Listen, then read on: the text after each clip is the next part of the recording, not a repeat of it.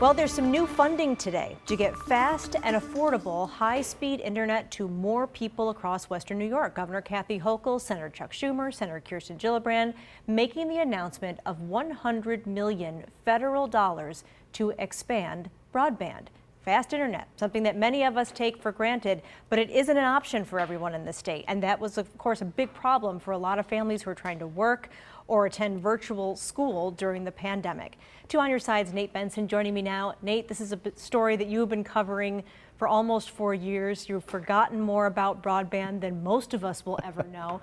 How big of a deal is this money and how much good is it going to do? Well, Kate, this is actually a pretty significant announcement because it will target affordable housing and public housing units in the state. This $100 million will be used to connect about 100,000 households in the state.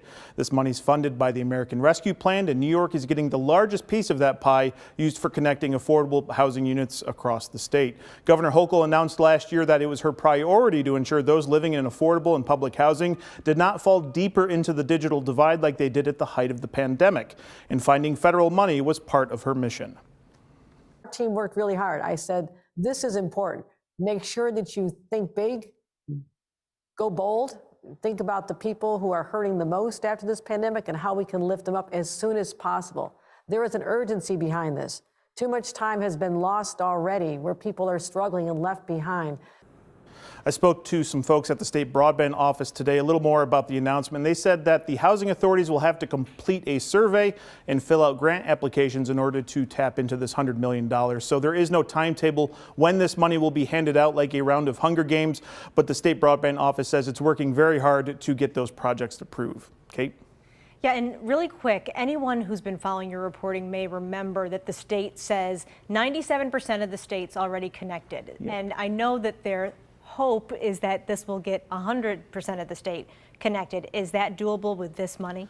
Oh, Catherine, this is why I have trust issues. So this $100 million will connect about 100,000 households, particularly in areas that have been historically ignored. So that's great. However, the state broadband map says there's about 102,000 addresses that don't have internet access in the state. But if you look at an analysis by Cornell University, as many as 1 million households don't have internet access. And an audit by the state controller last year suggested that number could be as high as 1.3 million households. And then there's me, the math wizard, trying to sort through all of this. So it's very complicated, Catherine. It's a lot of ins, a lot of outs, a lot of what have yous, but I'm trying to keep up on it the best I can. Well, I know you are, and not only that, the only thing you haven't done is actually install high-speed internet in people's homes. So you're out there fighting the good fight. Nate, thank you.